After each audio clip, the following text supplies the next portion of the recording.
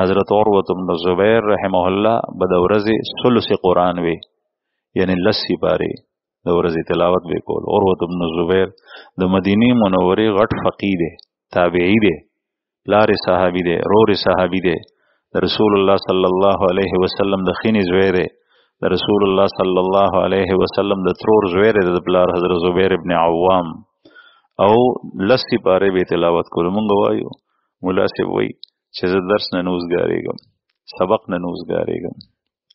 دومره غټ فقی چې مدینه منوره کې او فقها مشهور دي. هغه او فقهاو کې فقهای سبعه فقه په کتابونو کې د حدیثو په شروحاتو کې دا غي ډیره تذکر راځي. هغه کې یو سره فرست عروة بن زبیر لسی پاره تلاوت وکړو. یو ځل تن خپه پرې کړې شو، خپه زم مړ شو او اسود الله ته ورکړي واغې نه مړ شو او خپه باندې سره او خپل خپته پرې کې شو. دا دواړه مصیبتونه په لاندې باندې رااله. چې کله اپریشن وته کول خپته پرې کول، هغه وخت کې اپریشن خپل طریقه وا په عربانه پرې کولو، په چاړه باندې غوخه پرې کولو، په عربانه ډوکې پرې کولو بغیر د نشینا.